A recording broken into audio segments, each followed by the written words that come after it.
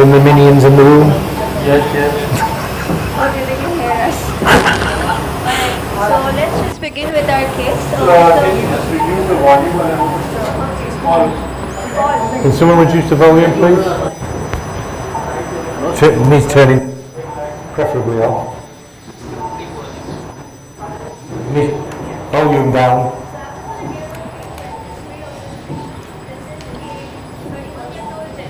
Abhi, mic को raise कर दो और फिर now you speak. Okay, so this is a 31 years old gentleman. He has We cannot hear you properly. Wait. Can you hear me? No, not you. Is the mic on? Yeah. Is it on? Can you hear me? Thank you. Is that better? You can hear all very well. We can't hear you. Can you hear me now?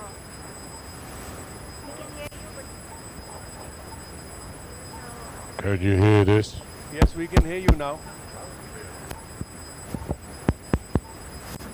Okay, is it better now? Yes, better. Okay, so this is a 31 years old man. He basically has no known comorbidities and he has been having purulent discharge from the perianal area that has been on and off for the past 2 months. No abdominal pain. He had one episode of bleeding PR a while back. So general surgery team has basically asked us to do a full colonoscopy on him, suspecting a fistula basically.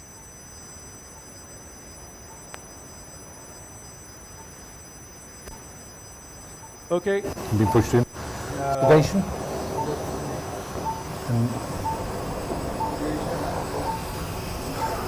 Right, everyone, can you see? Most importantly, there's a chap stood here all the time, and because the cot side's down, and there's a chap that side. So what we're doing is protecting the patient from falling off. I've already introduced myself to the patient, told him who I am, and told him what we were going to be doing. So the idea is that when we do this, is just to do it nice and steady. Yeah. I've been asked the question how long I'm going to take. I always say it takes as long as it takes, but there is a limit on how long I will be willing to take. The scope guide's set wrong, it needs to be pointed this way. So the arrow. How much sedation has the patient got? So I gave him 2-2. So see the blue arrow? No, it needs the orientation of the blue arrow. That's as if he was on his back. That means he's on his back. Hello. Can you share the sedation, please? Oh, that's 2-2. Midazolam and 2 Thank you. So the blue arrow on the needs to be pointing this way.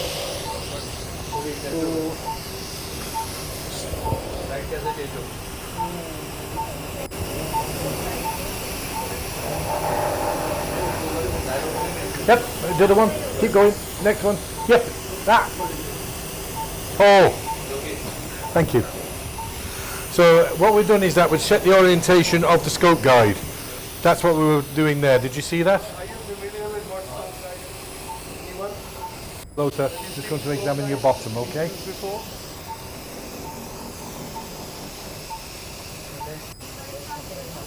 Well done, my friend. Well done. Okay.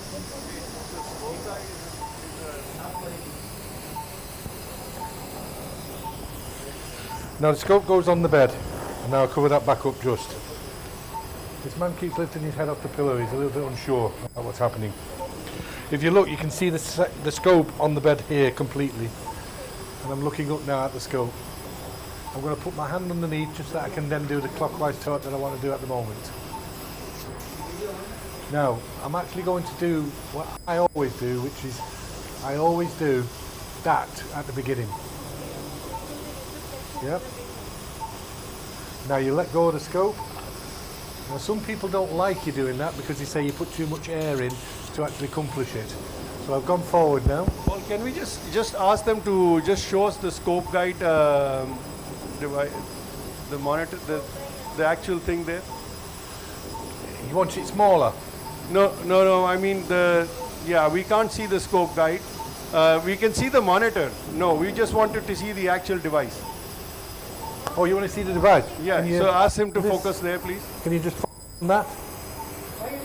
He wants to see the scope guide. He wants to see this.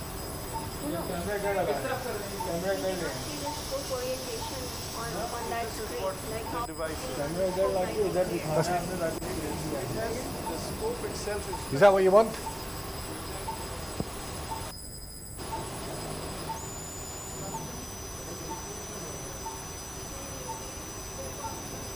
Is he happy?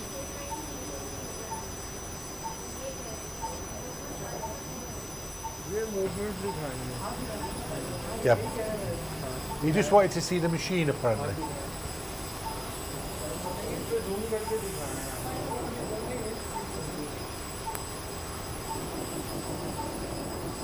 Right people, can you see what we're doing? We're keeping the anti-clockwise torque on, anti-clockwise torque on. If you look at the scope guide, you can see what the scope guide's doing. I'm not advancing the scope in any way, shape or form at the moment. Now if you're going to reduce any loop, there is no loop formed at the moment. I take a look down at the patient and then I take a loop across here. I didn't put any air in either at that moment in time. But I'm going to actually draw the scope back. And now I'm going to go forward. What is all that noise? If you look at the hand, the finger is pointing in the direction to go. Now I'm going to turn the scope so it comes clockwise. I keep the clockwise on, now my hand's going underneath. See how I'm keeping this straight? This is the most important thing, keeping that straight. As I draw back, and now I let the scope go forward. Hand goes over the top because now I know I want to do anti-clockwise. And I'm still drawing back. So when you're reducing a loop, it is not always one torque. It is both clockwise and anti-clockwise. Clockwise and anti-clockwise. When you're ever going to be reducing a loop. A lot of people get caught into the confusion that it's one or the other. Just clockwise. Combination.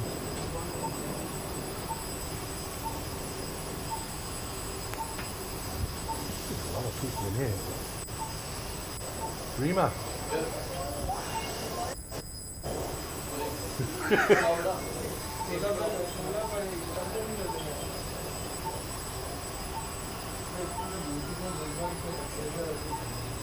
If you're wondering what I'm saying is that I suffer in Pakistan with the heat. I love coming, but the heat kills me. Look at the folds. Can you see the folds here? Now, see here the teeny eye. The folds tell you which direction to go. So where do you think the direction is? 5 o'clock.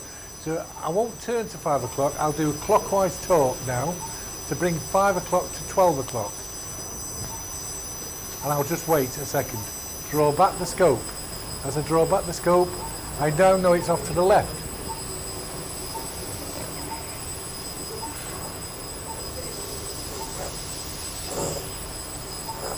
I'm looking down at the chap. Anti-clockwise, clockwise, anti-clockwise, clockwise, anti-clockwise, clockwise. Tip down, anti-clockwise, clockwise, anti-clockwise, clockwise. Blip suck. Did you hear what I said? Blip suck. Not suck. Blip suck. Keep the clockwise torque on. Watch the right hand. Clockwise torque on, scopey straight to the body. Suck, suck. Suck, suck. Draw back. Suck, suck. Draw back. Wait.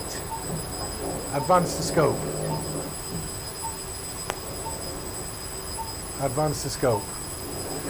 Loop is slowly reforming if you go by scope guide. Patient is comfortable. His shoulders come back slightly, so I'm always aware of when shoulders come back, what that can mean. That can mean that it makes it a little bit more difficult to progress a later time because the patient is in a position, an orientation that makes it difficult for you to progress. So you just keep an eye on things. He's wanting to see the screen. So I don't know if he's watching the screen I'm watching, even though the one in front of him will show him what to do, what's going on. So I'm not putting any air in. Can you see there? There's no bubbles, no air whatsoever. Not putting any air in, just let it sit there. Put the clockwise torque on again, hand underneath because I want to do clockwise torque. Anti-clockwise torque, clockwise torque, anti-clockwise. I'm going to come back even further anti-clockwise and draw the scope back. Suck to hold and let the scope go forward. Clockwise torque, draw back, keep drawing back. I want to do more clockwise, keep drawing back. Now to interpret a scope guide, if you look you can see grey, and you can see grey at the tip, so those two things are for real. The bit in the middle is a different colour, so the scope guide is guessing where it is. That's why it's a different colour, because they say it's out of sight of the actual guide itself, out of detection. So a scope guide is a series of rings that are picked up by the actual detector itself. Now look at the scope, it's nice and straight. Scope is perfectly straight there, but that doesn't mean anything. Absolutely means nothing. Because what you need to do is keep coming back, and we're not placing any tension at all on the bowel. Keep coming back. I'm underneath the fold. I can tell I'm underneath the fold because it's darker above. So that means I'm underneath something.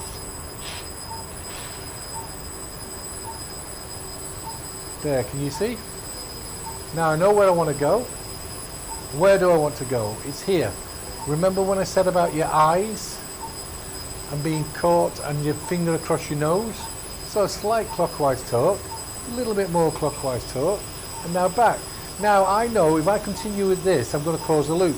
So I'm going to keep the tip where it is, and I'm going to go anti-clockwise completely, and then draw the scope back.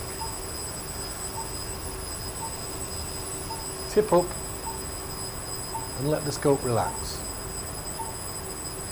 Just a little bit of a blip air. I try to keep the air to an absolute minimum.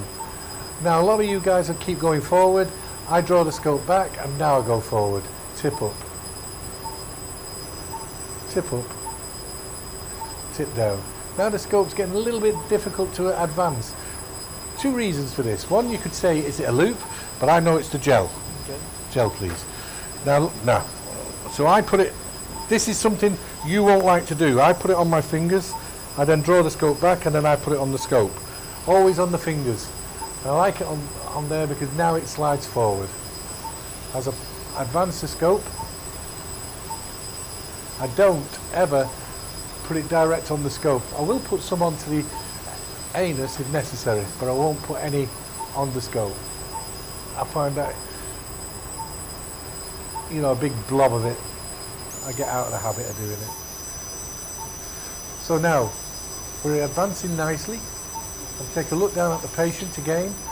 I'm looking at the observations. This is the thing that you need to get used to. Check the observations. I heard a noise then, so I stopped what I'm doing and I checked on the email. Everything okay?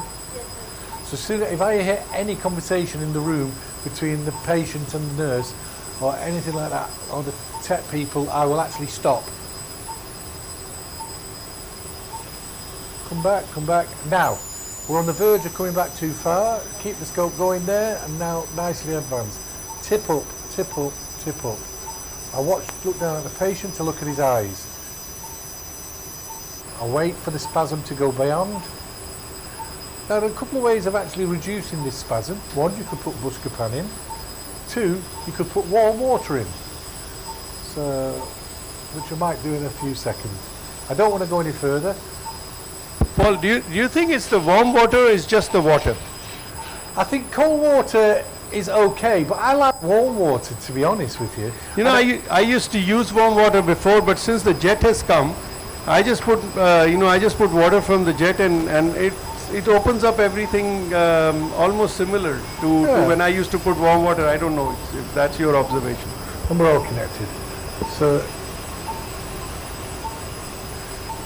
I'll put some water in, count to 3, 4, 5, wait, let it finish, and then come back. If you notice any suction that I do, and I know SARD's similar, we do it for a very short period. We don't do it for a long period at all. The reason for that is that we catch the mucosa very easily, or you'd catch the mucosa very easily.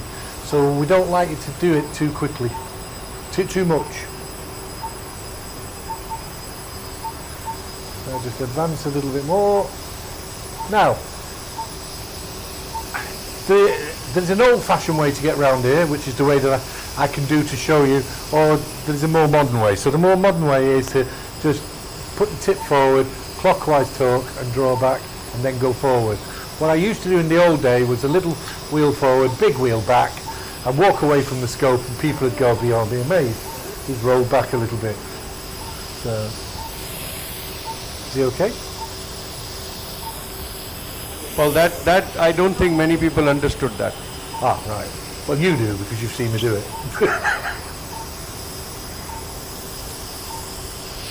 Right, now, just a little bit more water.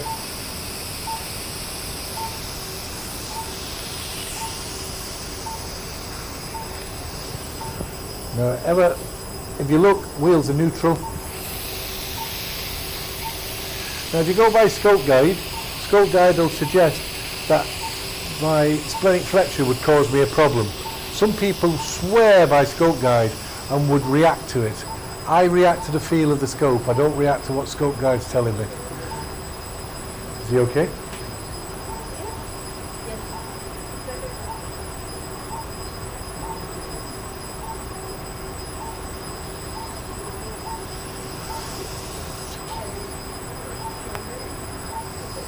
And now, if you hold the scope here, I bring the scope back up.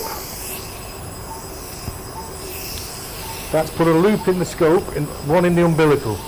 Some people don't like it, but I'm afraid it reduces the amount of movement that you put into a patient. So they don't have to roll onto the back. I'll come back, and now you can go forward and come back again. Keep the torque on, and now go again.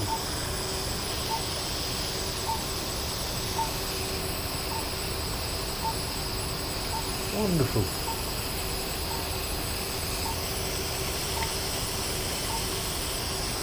Right. Could he come onto his back, please? Now, the scope guide, can it be pointing down, the arrow pointing down?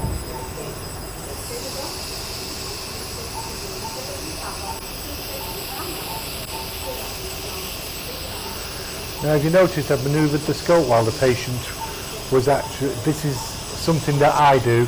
It's not something, if you're in your early days, I would get you to do. But the reason I do it is that their abdomen, as they go onto their back, tenses up, and it enables the scope to go forward. So I draw back the scope, and then the scope will go forward as a result.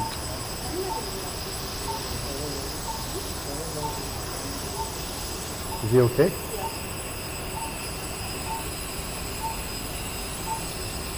Now, the only reason why I'm using the little wheel, is you also notice I haven't used it till this point, is that I know where I am, and I'm just adjusting everything to make sure that I can see all aspects.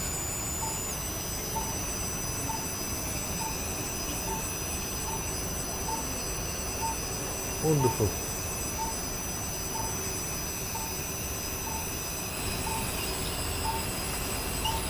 So,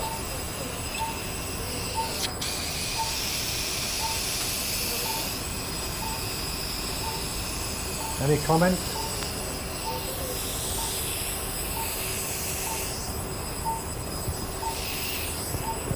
So I take the loop out now he's on his back.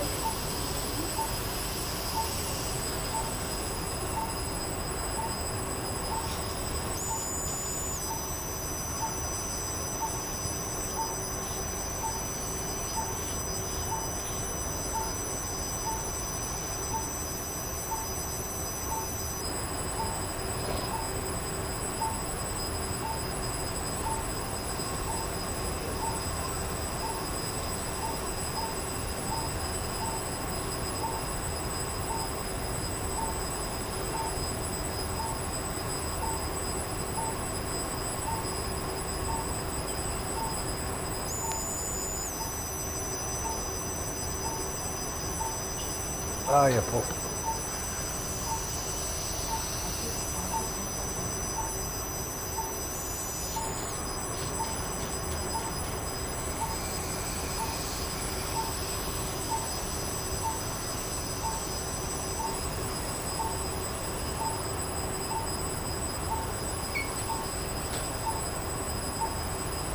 Oh, you dog.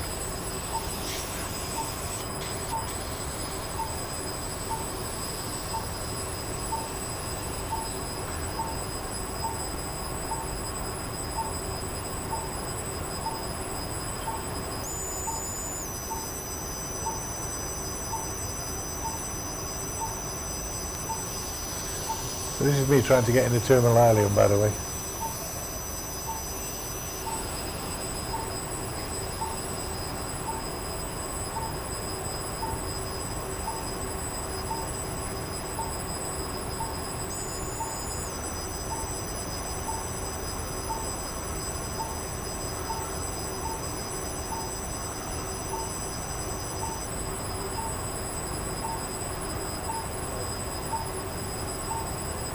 Did you see my body sway down? I was going, go on, go in, you pup.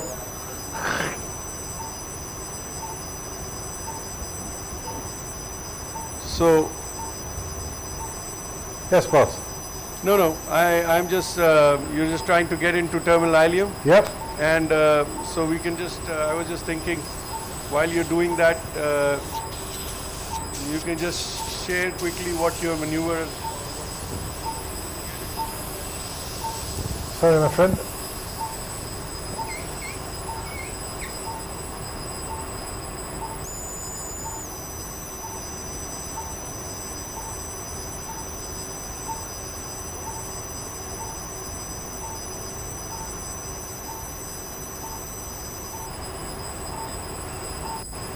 Oh, what a foot.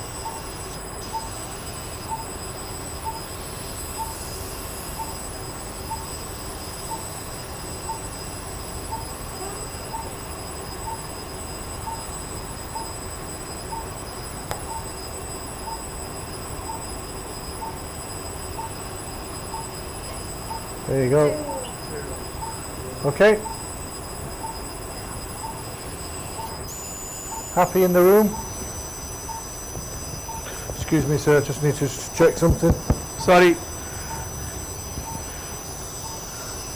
And we're in the terminal ileum, my friend, and that's approximately 65 centimetres. So 65 centimetres means nothing. Yeah. Well demonstrated. Paul, well done. On the way back now, everything's covered. Scope is here. That is there. Stand square to the bed. Hold the scope, and as I come back, hold the scope here. That's not saying that you should. Can you see at the bottom a quarter fold?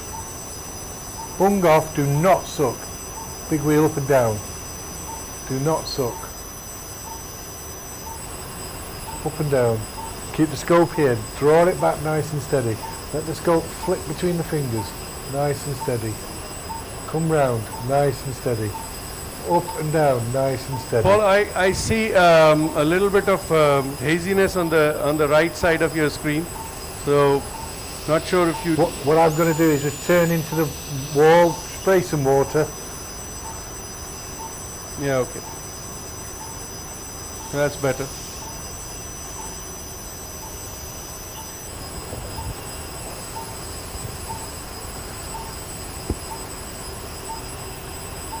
Pause. Now there's a lot of spasm there, so you just wait. Put more water in and just wait. And wait. I'm not putting any more water in. Now a little bit of air. And there you go, opens up.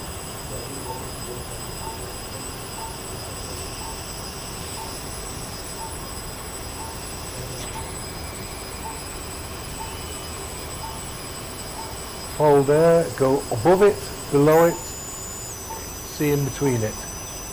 Hold there, above it, anti-clockwise, opens up. You see?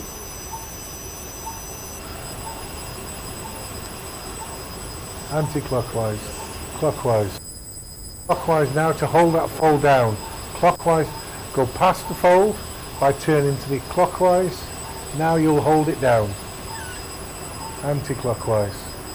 Tip up. Don't suck continuous. Suck intermittent. Blow continuous.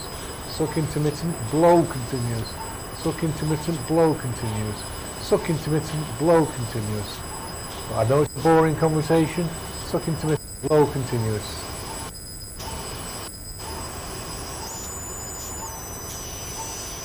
If you think you caught mucosa, bung off, and away you go.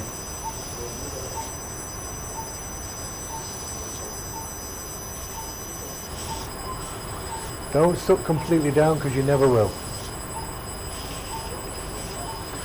I've kept the patient on the back. The reason for keeping the patient on the back is that the scope will come back in a uniform manner, not dropping off and losing it. So I actually like to withdraw the scope with the patient on the back where possible. However, if I was successful to get the scope all the way around on their left side, I will leave them on their left side. I'm not desperate to change position because it says so in a book.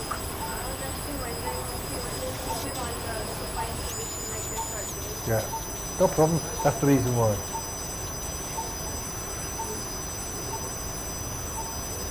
If you look at the wheels, you can see that the little wheel is neutral. And you can see that the big wheel where it is. All I do with the big wheel is up and down every now and again. That's all I'm doing. If you look at my thumb just adjusts the big wheel. I do nothing with the little wheel. If I want to have a look at something, I'll rotate the scope.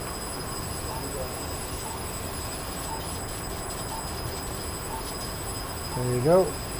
I'll draw back. If I want to have a look at something, big wheel only. Can you see the big wheel again? Big wheel only. Little wheel you leave alone. Hand goes along the scope. Tip up. Scope comes back. Clockwise, anti-clockwise. Tip up. How do I know it's tip up? That's a question to the room. How do I know it's not tip down? Question to the room. I'll do the next one. And I'll say to you, right, where's the next one coming from? And it is tip down. How do I know it's tip down? How do I know? That's me. How do I know it's tip up? Saad will ask you the question because you'll understand it better from him. Just for those people who can understand me well, what it is where the brightest area is, you always go to the dark side. So because it's bright at the bottom, I know I need to do tip up. Because I know it's dark here, I know it's tip down. I'm anticipating the next turn. It's bright from the right, there's glare from the, so I know it's anti-clockwise.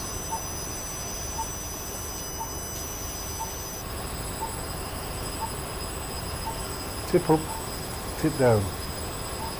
See the elbow doesn't come away from the body. The right elbow, the scope is sitting in my fingers. I'm not dragging it, I'm not pulling it, I'm just letting the scope roll. So there's none of this gripping of the scope. I'm not asking you to do that. You will, as people who are developing the skill, you'll be able to do this eventually, but you won't be able to do it initially. So just learn to hold and caress the scope.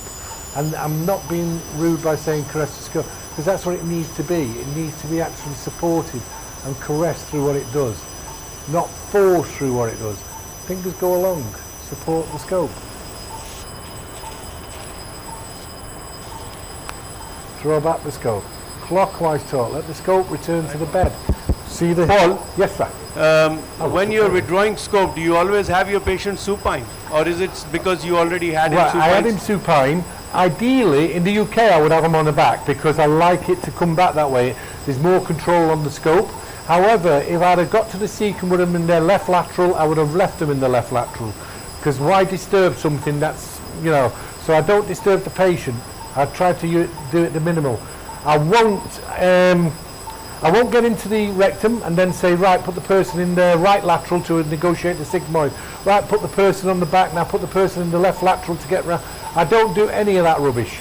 I only adjust position when I have to adjust position. Not because it says so in a book. Okay, thanks.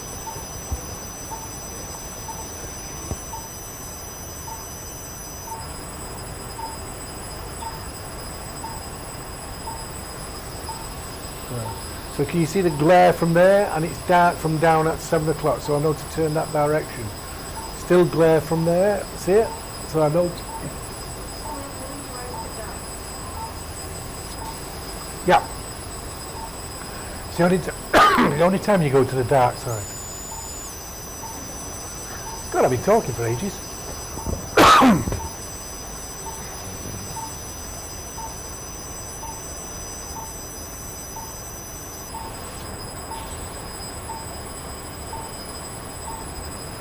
Oh.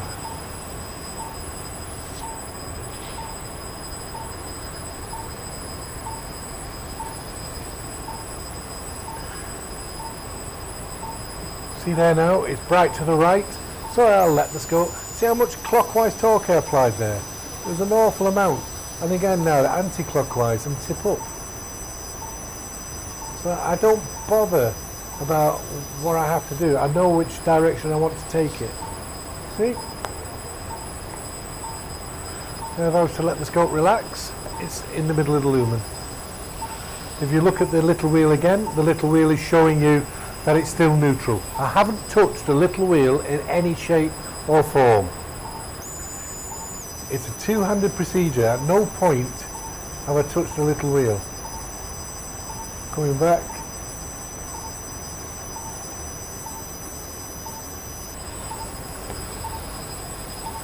Hand underneath just to make sure that I can support it. My arm is supporting it, not anything else.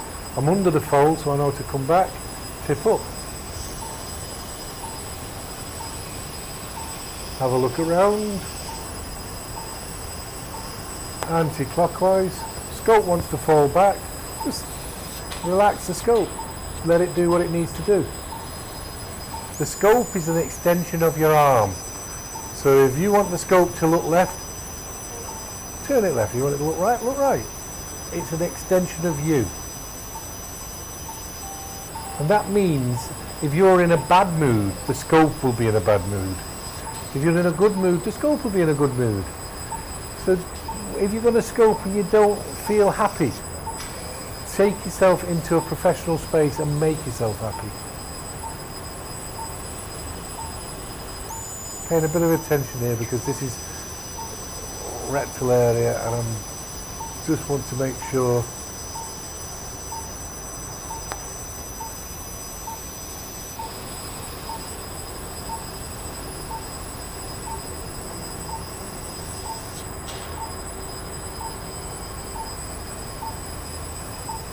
and that's it. Once you've taken the scope out of the patient, suction. Suction continuous till you hand it over. Hand it over, two separate hands and away you come. And keep your hands together so you don't cause anybody. Why would I do suction? Because any liquids, any body fluids, and you keep them dragged up the scope. Thank you, sir. That was really nice. Oh, look at these two. Look at these two.